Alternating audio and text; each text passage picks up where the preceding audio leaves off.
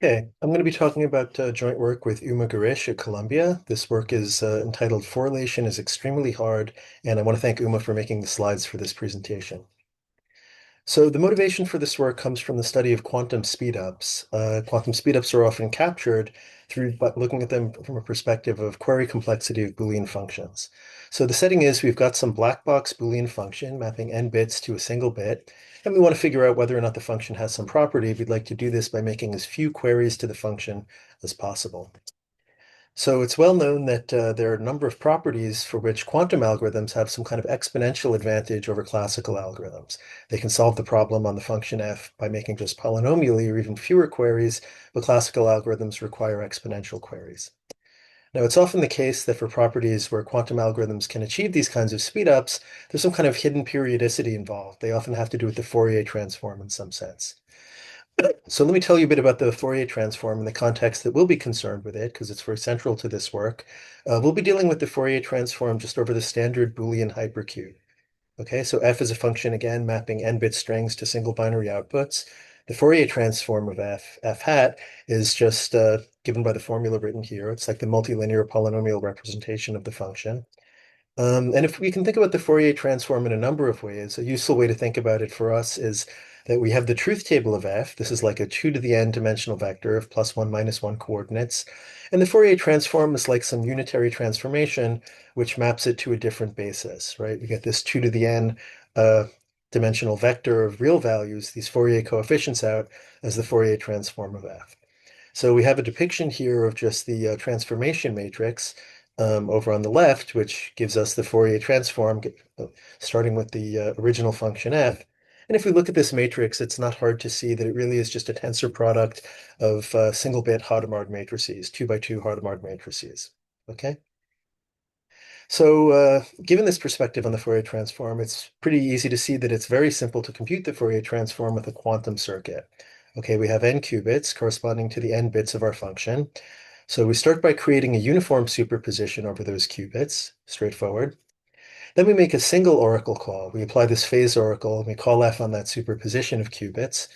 Um, and what do we get out? Then we do a Fourier transform at the end, and it's pretty easy to see that the result is going to be the coefficient of each basis state, y, is just the Fourier coefficient f hat of y. Okay, so a single call to a quantum oracle, we can achieve this, compute this Fourier transform. So you can look at a number of famous speedups in quantum computing, quantum black box query complexity, from this perspective of the Fourier transform. For instance, the original Deutsch-Josha problem, you want to figure out whether the unknown function f is constant versus perfectly balanced between +1, -1 outputs. This can be thought of as just really trying to figure out whether the Fourier coefficient of the all zero string is equal to 0 or equal to 1. So if we compute this quantumly, as we saw before, we can do a single measurement and we'll be able to answer this Deutsch-Josha problem. Okay, and we can also think about other famous quantum speedups, the Bernstein-Vazirani problem, Simon's problem, etc., as in terms of the Fourier transform. It's a useful point of view. Okay, so I'm going to be talking about Forrelation. So what is this problem? It sort of tries to really zoom in on the essence of the Fourier transform as underlying these quantum speedups. The problem was introduced by Aronson in 2010 and then studied by Aronson and Ambinus and a number of other works, as I'll talk about. And it's meant to really capture the hardness of computing the Fourier transform for classical algorithms. Okay? So what's the deal with this problem? I'll tell you a little bit about it before defining it. Quantumly, it only requires one query to solve the Forrelation problem, so it's very easy for quantum algorithms. On the other hand, it's very hard for classical algorithms. So this line of works has resulted in showing that it essentially exhibits optimal separations between BQP and BPP, so quantum query algorithms versus classical query algorithms. In fact, it's known to be hard. This is celebrated work of Raz and Tal. The Forrelation problem is known to be hard even for the polynomial hierarchy. So kind of more powerful framework for classical algorithms than just randomized query algorithms. It still is a hard problem. And Forrelation also has connections to other topics, quantum cryptography, quantum communication complexity, and so on. So it's an important problem. I should tell you what it is. So to tell you what the Forrelation problem is, I'll start by introducing the Forrelation function. It has to do with approximately evaluating the Forrelation function or figuring something out about the value of the Forrelation function. So the Forrelation function takes as input two Boolean functions, f and g. We can think of the input as a 2 to the n plus 1 bit string if we'd like. Okay, and the value of the Forrelation function on inputs fg is given by this formula here. So it really is measuring the correlation, the inner product between the Fourier transform of the first function f and the second function g. Okay, and again, we think of both of these as Boolean functions. Okay, so for Boolean functions, what can we say about the Forrelation function? Well, it's very simple to see that its magnitude is at most 1. It always takes values between plus and minus 1. This is really just an application of Cauchy-Schwarz. F and G are Boolean, so the first square root is going to be exactly 2 to the n over 2. The second square root is going to be 1 by Parseval's identity. And we see that Forrelation is always a value between minus 1 and 1. Okay? So what is the Forrelation problem? The Forrelation problem is characterized by a parameter epsilon, right? Forrelation problem at value epsilon, you're given two Boolean functions, f and g, and it's a promise problem. You're promised that either the value of Forrelation fg is greater than epsilon, between epsilon and 1 in the green region, or less than minus epsilon, between minus 1 and minus epsilon in the blue region. Okay, so the problem is to figure out which of these regions you're in, the green region or the blue region. We can think of this geometrically as follows. There's like a 2 to the n plus 1 dimensional space. Okay, that's the space defined by an input, by all possible input pairs f and g. And we have this Forrelation subspace, which is a 2 to the n dimensional subspace, corresponding to just all inputs of the form f and then the Hadamard transform of f. Okay, and the Forrelation problem essentially amounts to trying to figure out what is this projection of the input pair fg onto that Forrelation subspace. Okay, so what do we know about the Forrelation problem? Well, from the quantum point of view, it's a very easy problem. This circuit should look familiar from what we saw before. It's not difficult to show that there are quantum algorithms, as shown here, which make just a single query, single quantum query to the oracles for f and g, and are able to solve the Forrelation problem as follows. The upshot of this circuit is that doing a measurement on the first gate will get 1 with probability exactly 1/2 plus 1/2 the Forrelation of f and g. So if epsilon is any constant bounded away from 0, we see we'll have a bounded error quantum algorithm making just a single measurement to solve the Forrelation problem. So it's very easy for quantum algorithms. On the other hand, a long line of works shows that Forrelation is quite difficult for classical algorithms. So the original work of Aronson was able to show that for a value epsilon equals 0.05, a lower bound of 2 to the n over 4. Subsequently, Aronson and Umbinus got a stronger bound, 2 to the n over 2 query lower bound, for classical randomized algorithms for a larger value of epsilon. Epsilon equals 2 over pi. Notice the larger epsilon is, the easier the problem is, because the stronger the promise you're getting on kind of the separation between the inputs in the yes case and the no case. Subsequently, there was this celebrated work of Rosenthal. They could only achieve a smaller epsilon, but it was for a stronger model, the classical polynomial hierarchy. And in subsequent work, Bonsall and Sinha were able to improve this by getting epsilon back up to a constant. The motivation for wanting to deal with constant epsilons is sort of that value of epsilon directly pertains to the quantum query complexity. So the larger epsilon is, the sort of easier it is for the quantum algorithm, the more dramatic the gap you have. Okay, so a question which was asked in early work here by Aronson and Umbinus is what happens in the extremal version of the problem? What happens as epsilon approaches 1? Is this still a hard problem for classical algorithms, or is it going to somehow become easy if we get more and more structure? And the main result of this work is we give an answer to this question. We show that even in the extremal version, where epsilon is equal to 1, we have a 2 to the n over 4 lower bound for classical algorithms. Okay, so let me tell you about the results in a little bit more detail. Again, the problem we consider is this extremal version of Forrelation. So we're looking at inputs where either the value of the Forrelation between f and g is equal to 1 or equal to minus 1. We'll call this the extremal Forrelation problem. And geometrically, we can think of this as that the input pair is promised to either be perfectly orthogonal to the Forrelation subspace or lying entirely in the Forrelation subspace. So our main result says that this extremal Forrelation problem, which we saw can be solved perfectly with one quantum query and, zero probability of failure for the quantum algorithm, this extremal Forrelation problem turns out to require Still be very hard for classical algorithms. Need 2 to the n over 4 queries, even for bounded error.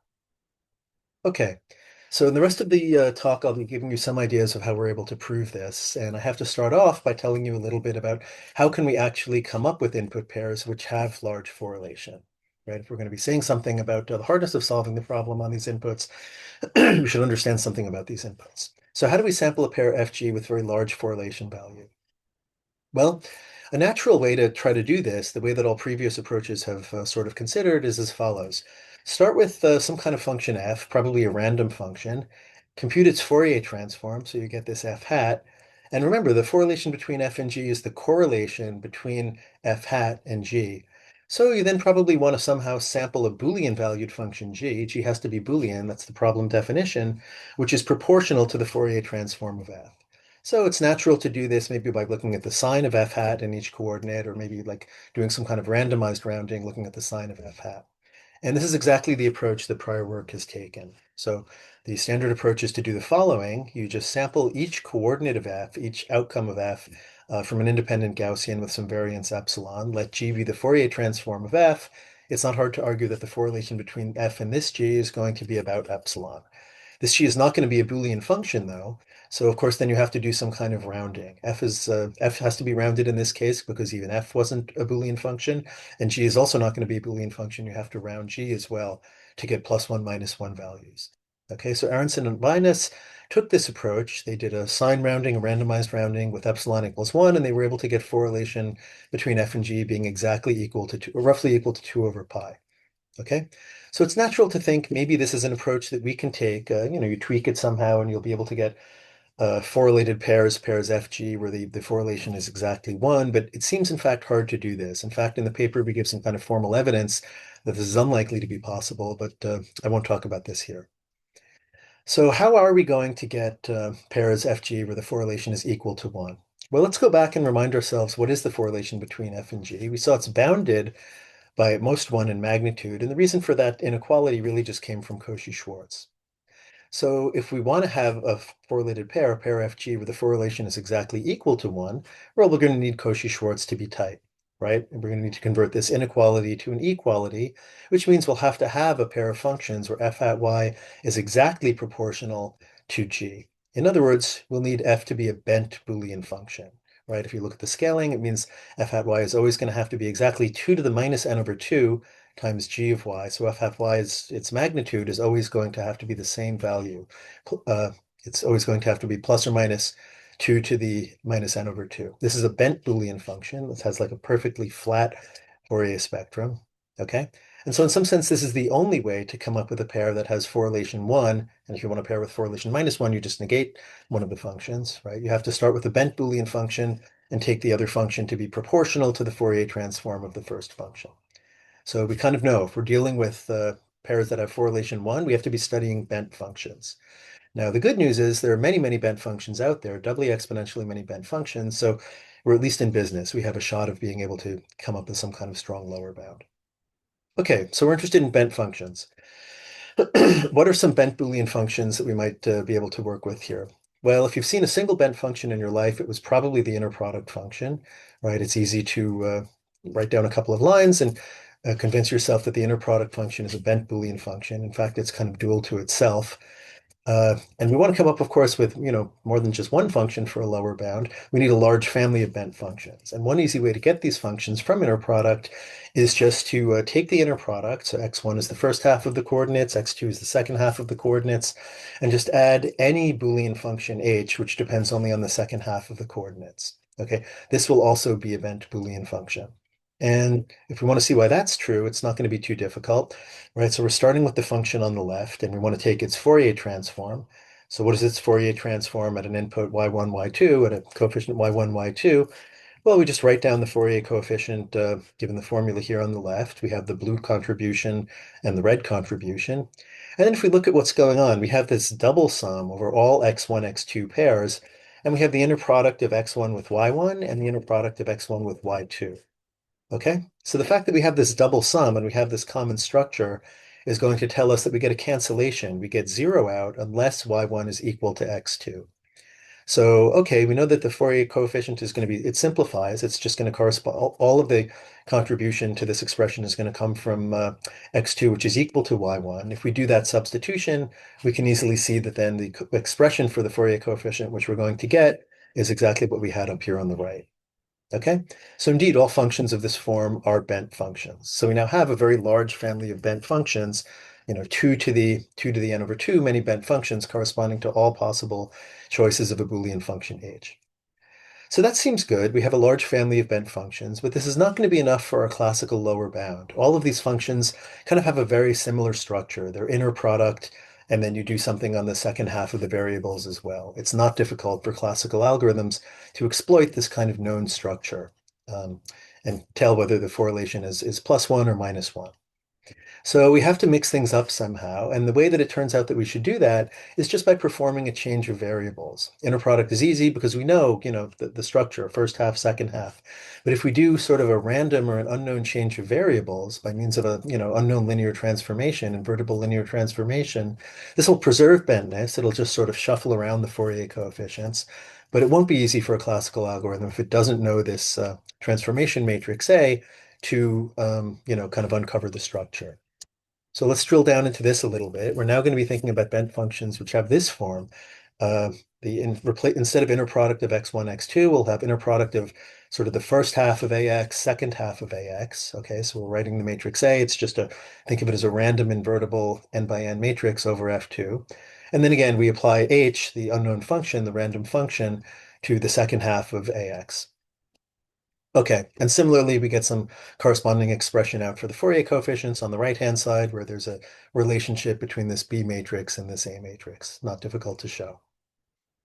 Okay, so this might look good. We've done some kind of scrambling, made it harder for classical algorithms, but it turns out this is not yet hard enough for classical algorithms. There's a very simple classical algorithm which can figure out whether we're dealing with a correlated pair with correlation 1 or -1, whether sort of that second function is a bent function or is the Fourier transform of the first function or whether it's the negation of that.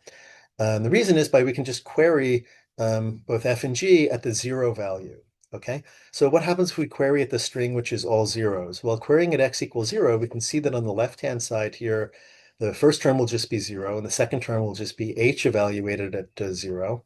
Okay, and on the right-hand side, if we query at y equals 0, we'll also get a 0 over here, and again, we'll get h evaluated at 0. So in the case where it's a pair with correlation 1, f hat, these two values will be the same, but in the case where it's, f and minus f hat, these two values will be different when we query at the all zero string. Okay, so in fact, this is extremely easy. A single query at the all zero string to f and g will let us distinguish whether the correlation is +1 or -1. Okay, so we have to do something about that. What are we going to do? Turns out there's an easy fix. We'll just perform a linear shift. The same way that we sort of hid the identity of the variables x1 through xn with the linear transformation A, capital A earlier, now we'll do a linear shift, and this will hide sort of the location of the all zero string. And it's not difficult to show this preserves bentness, and it turns out that this is enough. This is enough to make it hard for classical algorithms. So kind of our formulas now for the function on the left-hand side over here. On the right-hand side, we get this slightly larger and uglier expression over here. But, and again, they're related by, you have to have the appropriate little b over on the right-hand side coming from the construction. But really the essence of what's going on is the key thing is what is the argument to this function h? We think of this h that it's going to be a random function. And now we're feeding in some string a2x. Well, I put in the all zero string for x, right, I would have to put in a string, I would have to come up with a y, which makes the argument to h over here be 0 in order to play the trick that I played before, but we don't know a, so we're not going to be able to do that. It turns out that this construction is indeed hard. This is really the construction for our lower bound. So let me again go over the construction a little bit in a bit more detail for you. This is going to be our function f. This is going to be our function g.